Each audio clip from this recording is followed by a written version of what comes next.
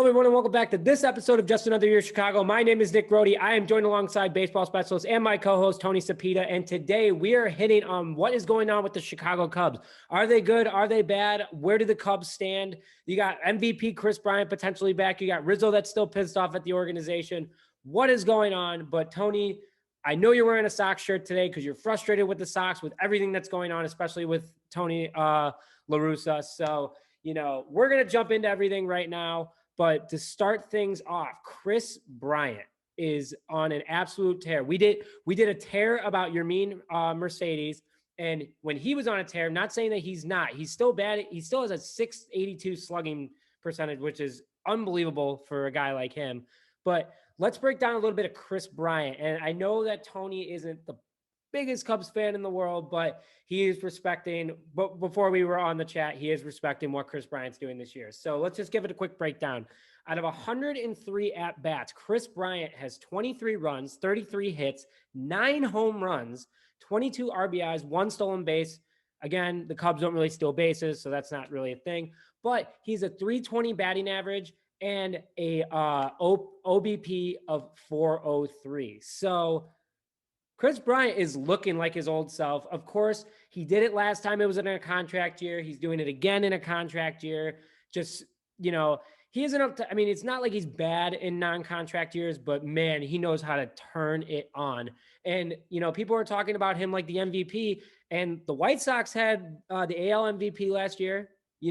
Tony, what are you kind of feeling with Kris Bryant, where he stands right now in regards to his level of play? Well, he is actually he's on a tear, as much as it hurts to say. I do think you're right about the contract year.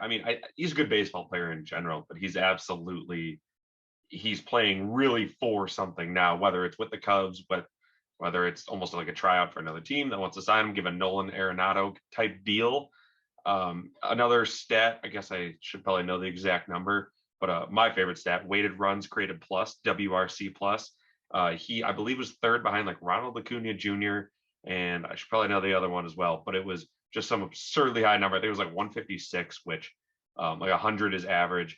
And, everyone above average even is like 120. So basically the advanced stats say he's really good too. He might just drag the Cubs, kicking and screaming into the wild card, honestly, at this point.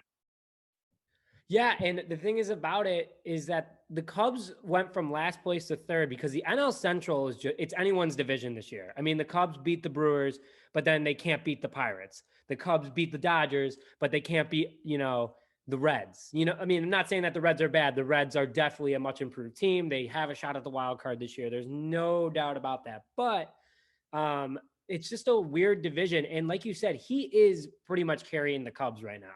Javi Baez, you can make an argument he's kind of hot right now. He only hits for home runs. There's nothing else to it, and it's fun. But Kris Bryant's hitting the hit. He's playing defense very well right now. Overall, the Cubs team is looking very good. And a guy like Ian Happ getting hurt, a consistency guy like him, Kris Bryant definitely has to put the whole team on his back. And he is an injury-prone guy. So if Kris Bryant goes down, the Cubs are going down with him right now. And, it sucks to say, but, if there's a decision between, Baez, Contreras, Rizzo, and Bryant, who's going to stay on this roster, Bryant is clearly the winner right now. So those guys need to either step up or they're just showing, hey, we don't want to play. We don't want to play for Chicago anymore. I think Contreras does. I think everyone's saying that they're choosing two of them. And, not even for marketing purposes, I don't think that Rizzo and Bryant would stay on the same team. What's going to happen is even if Kris Bryant stays super hot and Rizzo doesn't, the Cubs can make the argument with him, hey, you had an off year. Again, we'll re-sign you. And Contreras is the only lock out of him because Baez is inconsistent. He's just a flashy player on defense. Don't get me wrong, fantastic defense. But Kris Bryant is playing out of his mind, and he's going to get big money at the end of the year. Could he go to the White Sox? Some people say so. I know Tony wouldn't mind it if he was on the White Sox, but right now he minds it that he's on the Cubs, right, Tony? Oh, okay. Yeah, you know it. We got Yoan Moncada. He's the best third baseman anyway in Chicago. So, something you said about, they have to pick two, maybe, or even maybe just one, depends on if they want to stay. I imagine it'll be at least two. Kris Bryant. It's kind of funny how probably the best performing player, and then like if you go to the league, the worst performing, I guess you could call it, like probably Anthony Rizzo at this point. Anthony Rizzo wants to stay the most. Kris Bryant wants to stay the least. So it's like completely flipped, and it puts the Cubs in a really weird position because again, Kris Bryant has this breakout year. They'd either have to overpay him just to get him to stay now because of how they handled everything, or I think it's just gone. Yeah, I think his time's up. He doesn't like what they did. Anthony Rizzo, I think, is just a better person too. So he won't take the discount, but he's not going to completely hold it over him because I think he does love the Cubs. He loves Chicago and what they built. Yeah, and again, this is where he started it all. And kind of someone else that I want to hit on that is a huge part of the Chicago Cubs is Jake Arrieta and Kyle Hendricks, two people, but the whole pitching staff as a whole. Hendricks went the distance yesterday against the Dodgers. Awesome. It was almost a blowout run. Little kid threw the ball back in the field. It was a feel good moment. Hendricks looked good. Arrieta though is the best pitcher on the Cubs with a above 4.5 ERA, which is not something to write home about. Craig Kimbrell is obviously looking kind of like himself again, but the Cubs are putting him in position for him to look like himself. When they do, he looks great. He actually looks like he legitimately wants to play for the Cubs, but it's another contract year. It's just, Jake Arrieta is one of the Cubs fans' favorite pitchers of all time because of what he's done for this organization, what he has done for the city of Chicago.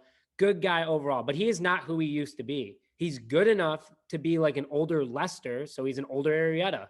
And then Hendricks is, halfway through his super cheap contract that we signed him to, and he takes forever to warm up, and he's warm for probably May till June, and then July he is okay, and then August he slips off, and in the playoffs he's fine. So as long as you make the playoffs, he's a good overall pitcher for the Cubs, but the inconsistency is, there. And then Zach Davies, I mean, I liked him at first. I liked his whip. I liked his whip as in how he threw the ball. I liked his swagger on the field, but now, I mean, he even said in an interview, he's like, I got no confidence right now. And that's not something you want to hear out of a starting pitcher because batters are going to be like, I'm going to have a field day with you. And your catcher is obviously going to be like, all right, if you're not confident, you're going to hit the zone. We got to throw it somewhere and it's going to go down the middle and you're going to give it up. So, just the Cubs are in a weird situation with their pitching staff right now too. But when they're on, they're on. When they're off, as easy as it sounds. But, the Sox don't really have that too much of a problem right now. But the Cubs, it's hard to say. The Cubs go through pitching coaches every other year too. So it's just a total mess. And we'll get to David Ross in a minute, but just an absolute mess in regards to pitching in Chicago. Well, what's interesting is I kind of for the Cubs and the Sox is like Lucas Giolito is, the ace on the White Sox. Kyle Hendricks is supposed to be the ace on the Cubs. And they're right now, they're not the ace on the team like this season, obviously. They're not the ace on the team. Like they're for the Sox, like there's guys like Dylan Cease, Carlos Rodon are tearing it up. And then obviously Jake Arrieta, like you said, and Zach Davies actually had a good start to the year, but it's a tough comment to make to the media. And at this point, it's kind of just about how the managers play it. And like I said, we're going to talk about David Ross for a second. Tony La Russa, just be happy you don't have him. Who I will give him the fact that it's basically a National League only rule and it's only been in place for one entire month. But he forgot that you can have a position player run for your pitcher if he's on second or if he starts out, the top of the bottom of the inning on second during extra innings.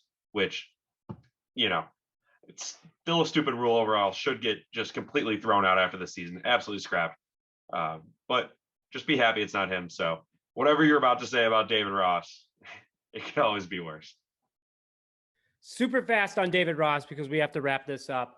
But David Ross is not the manager that everyone wanted him to be. He was a fan favorite and, World Series hero, great, but he wasn't prepared to be a manager. He went from player to manager like that, and you need coaching experience. And I don't think David Ross had that. So, yes, in regards to Tony La Russa, no bueno, no good. But at the end of the day, David Ross was not they should have kept Joe Maddon a little longer. And I think they should have. I know people go, oh, how are the Angels doing? They're doing fine. And Joe Maddon is a good manager at the end of the day. I think it was just a sticky situation with the Cubs, the Ricketts, Chicago management as a whole, no good. So even though the Bears did something good for once, I can't even really speak to that. So, super quick episode for Chicago Cubs update. And Tony will be taking to Instagram later tonight to give a quick update on the Chicago White Sox. So stay tuned for that. But thank you very much for tuning into this episode of Just Another Year Chicago. My name is Nick Rohde, joined alongside Tony Sapita, and we will see you guys next time.